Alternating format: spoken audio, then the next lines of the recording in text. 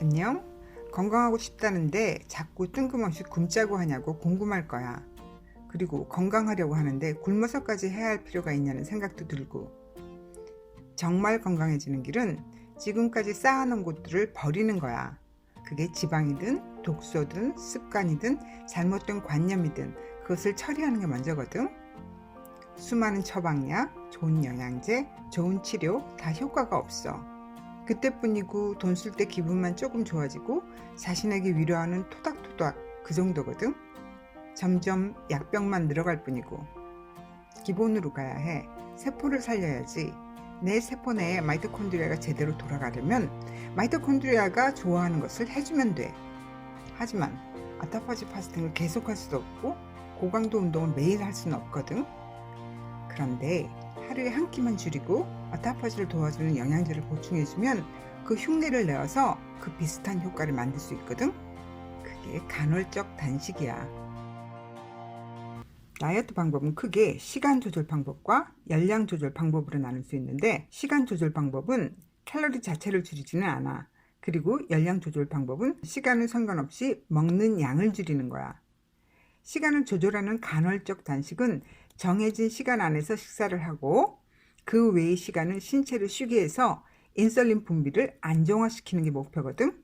인슐린이 이 모든 것의 열쇠니까 열량 제한 다이어트는 하루의 총 열량 자체를 줄이는 거야.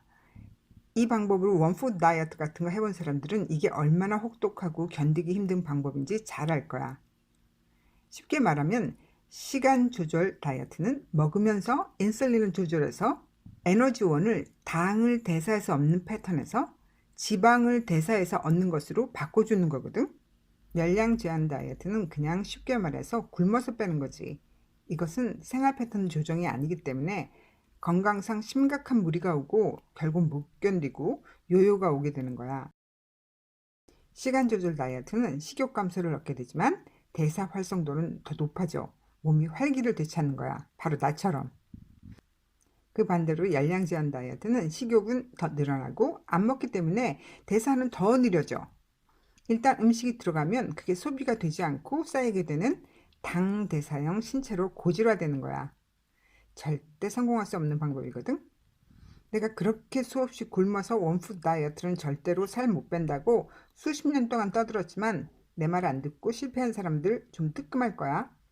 이게 과학적으로 따지면 정말 바보 같은 방법이거든. 시간 조절 다이어트의 효능은 첫째로 뇌의 활성화와 성장 호르몬을 만들고 체중 감소를 얻을 수 있어. 이게 내가 좋아하는 이유이기도 해. 나머지는 아타파지 효과와 인슐린 조정의 결과로 나타나는 부수적인 거야. 염증이 감소하니까 암 예방이 되고 심장이 강화되는 것이고, 인슐린 저항성이 조절되니까 2형 당뇨를 되돌릴 수 있는 것이고, 이 모든 것이 다 함께 항노화와 수명 연장을 만든다는 거지. 이것들을 좀 더 자세히 살펴보면 인슐린, 렙틴을 제대로 작동하게 해서 암, 심장병, 당뇨의 위험성이 감소되게 하는 거고, 특히 그렐린이 분비가 정상화되면 과식 위험이 감소되고 당 활용하는 체질에서 지방을 태우는 체질로 변화가 되는 거야. 그리고 중성 지방이 줄어드니까 심장병의 위험이 감소되고 염증이 감소되고 프리 레디칼이 줄어들고 체중과 대사 질환이 줄어들게 되는 거야. 단지 식사 시간 조정으로 이런 많은 효과를 약 없이 돈도 힘도 안 들이고 얻을 수 있는데 왜 다른 방법들을 찾는 거지? 하루를 셋으로 나누어서 밥을 먹을 시간을 1인 윈도우를 만들어서 8시간 정도를 두는 거야. 그 전은 음식을 먹지 말고 그 이후로도 먹지 않으면 돼. 직장 생활을 하는 사람들은 12시에 점심을 먹고 8시 이전까지 저녁 식사를 마치면 되는 거야. 여기에 운동과 충분한 수면과 깨끗이 정수된 물을 마시면 그 효과를 충분히 얻게 될 거야. 그럼 파스팅으로 얻는 시간별 효과에 대해서 설명해 볼게. 이것은 아타파지 파스팅을 위한 3일 이상의 시간표야. 만일 저녁 8시에 식사를 마쳤다면 4시간 후인 밤 12시가 되면 혈당이 내려가기 시작하고 뱃속에는 음식물이 남아있는 상태야. 하지만 인슐린은 더 이상 만들지 않아. 그리고 12시간 후인 아침 8시가 되면 모든 음식은 연소가 되고 소화기관은 휴식하고 신체의 치유 과정이 시작하고 성장 호르몬이 증가하기 시작해. 췌장에서 글루카곤이 만들어져서 지방 대사를 촉진하거든. 글루카곤은 혈당이 내려가야만 작동해 인슐린의 반대인 호르몬이거든. 그런데 만일 여기서 음식을 먹게 되면 소화기관은 다시 일을 하게 되고 치유는 멈추게 되고 성장 호르몬도 분비를 멈추고 지방 대사도 멈추게 되는 거야. 그리고 14시간이 지난 아침 10시 정도가 되면 저장된 지방을 에너지로 전환시키고 성장 호르몬은 엄청나게 늘어나. 난 이것을 지킬 수 없는 날만 피크노제놀을 먹거든. 그게 성장인자 성분이 있잖아. 내 몸에서 성장 호르몬이 분출시키는 날에는 먹을 필요가 없으니까 지킬 수 없는 날만 먹는 거지. 16시간이 지난 12시가 되면 간헐적 단식일 경우 식사를 시작하잖아. 그런데 이런 효과를 더 길게 느끼고 싶으면 먹는 시간을 줄이면 돼. 나의 이닝 윈도우는 5시간에서 6시간이거든. 우선은 8시간을 목표로 하고 차츰차츰 줄여나가면 돼. 이런 시간별 효능을 보면 정말 줄이고 싶어지거든. 보통의 기능의학 의사들은 하루 한 끼만 먹어. 18시간이 지나면 성장 호르몬이 급속하게 만들어지고 24시간이 지나면 드디어 아토파지가 시작하는 거야. 저장된 글라이코젠이 다 소비되고 나면 드디어 혈액 속으로 키톤이 분출되기 시작해. 하지만 이것은 처음 파스팅을 하는 경우에 이렇게 늦기 시작하고 일주일 동안 아토파지 파스팅을 한 이후에는 식후 12시간 이후에 MCT 오일만 먹어주면 키토시스는 훨씬 빨리 오게 되는 거거든. 이미 그 일주일 동안 간과 근육에 저장된 당이 다 소비되어서 더 이상 남아있지 않거든. 지방 이외에는 에너지원으로 사용할 수 있는 게 없는 거야. 그래서 처음에 글라이코전을 소비하는 단계에서 살이 엄청 빠져. 그리고 만일 근육과 간에 당이 많이 축적된 사람들은 이 기간이 길어지는 거지. 이게 지나야 키톤을 분출시키거든. 그래서 내가 첫날 꼭 드라이 파스팅을 하라는 거지. 그럼 이 과정을 훨 앞당길 수가 있고 아토파지 파스팅을 안 하고 바로 간헐적 단식을 하면 이 과정이 한 달도 넘게 걸려. 하지만 아토파지 파스팅을 한 이후에 바로 간헐적 단식으로 이어지면 이 모든 것이 훨 당겨져서 24시간 이후가 아니라 13시간에서 16시간 정도의 공복으로 이 결과를 똑같이 얻을 수 있거든. 36시간이 지나면 자가포식이 300% 늘어나고 48시간이 지나면 거기서 거기다가 면역 시스템이 재생되고 재설정돼. 72시간이 지나면 드디어 줄기세포의 활동이 시작하게 돼. 이것은 다른 연구소의 파스팅 그래프거든. 24시간의 표지선을 중심으로 보면 초록색의 장내 줄기세포와 보라색의 근골격 줄기세포는 20시간이 지나야 활성화되기 시작해. 하지만 빨간색의 자가포식작용과 성장 호르몬은 10시간 이후부터 분출되기 시작하는 걸 볼 수 있네. 하지만 역시 체중 감소는 30시간 이후부터 시작되는 거야. 이 시간을 당기기 위한 MCT 오일이나 운동, 드라이 파스팅 같은 것들이 꼭 병행되어야 하는 거지. 그리고 간헐적 단식은 아주 마일드한 정도의 효과를 매일 조금씩 얻을 수 있는 거거든.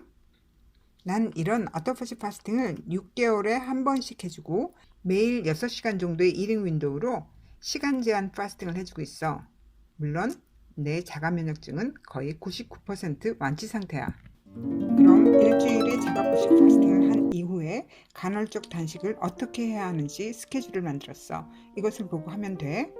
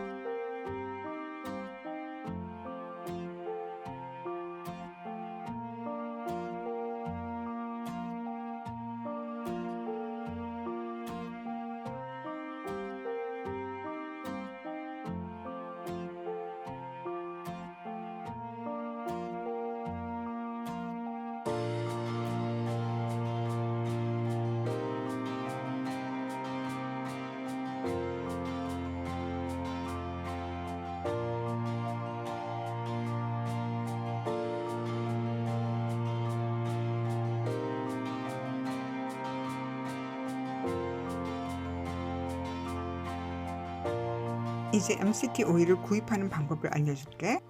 여기서 C8과 C10 성분이 중요한데, 하지만 C8이 좀 더 빠르게 활성화돼.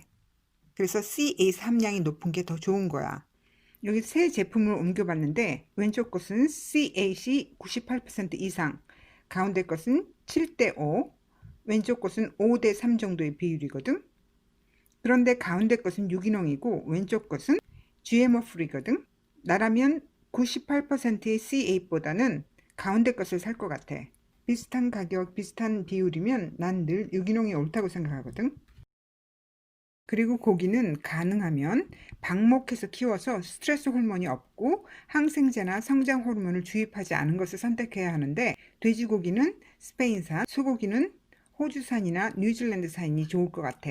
한국에서는 목초 먹인 고기가 훨씬 싸잖아? 하지만 일반 고기와 방목해서 키운 고기들이 아미노산, 영양소 함량 등이 엄청나게 차이 난다는 것은 알고 있지? 닭이나 계란은 이미 방목해서 키운 제품들이 한국에도 많이 나와 있으니까 그걸 사면 되고, 샐러드용 야채는 절대적으로 꼭 유기농으로 사야만 해. 모든 쌈 채소는 너무 싱싱하고 다양한 종류를 살 수 있으니까 한국은 천국이야. 다음 거는 주의사항이야. 이 5가지는 꼭 무슨 일이 있어도 지켜야 해.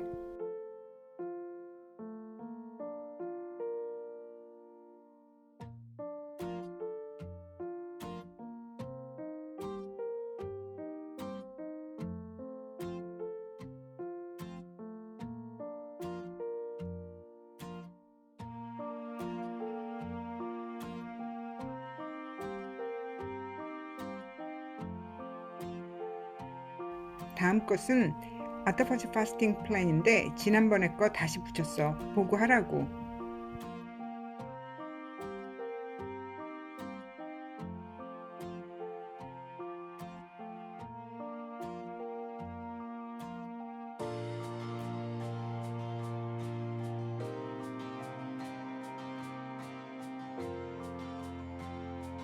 (30대) 이상 살 빠지고 싶어하는 다이어트용 간헐적 단식은 팔리오나 키로제닉 다이어트가 가장 덜 힘들고 효과적이야. 20대에는 조금만 운동을 하거나 식이 조절을 해도 아주 쉽게 체중 조절이 가능한데 굳이 이렇게 해야 할까 하는 생각은 들지만 필요하다니까. 원래는 간헐적 단식이나 여러 가지 식이요법은 이미 병이 있거나 노화로 몸에 축적된 것이 아주 많은 사람에게 마이토콘드리아를 재활성화시키는 치료법으로 사용했었거든. 그런데 이게 체중 감량과 인슐린 저항에 효과가 밝혀지면서 유행하게 된 거지. 하여튼 다음에 키로제닉에 관해서 더 자세히 말해볼게. 치매, 뇌질환뿐만 아니라 뇌 활성화에 어마어마한 기여를 하거든. 다음 주는 이보다 더 급한 장누수 증후군의 식이요법과 파스팅에 관해서 올릴게. 난 젊은 층보다 갱년기 이후의 친구들에게 필요한 것이 파스팅이라고 생각하거든. 우리는 역사상 가장 더러운 시대에 살면서 또 너무 오래 살기 때문에 이렇게 청소하고 고쳐가며 살 수밖에 없는 것 같아. 그럼 다음에 또 봐. 안녕.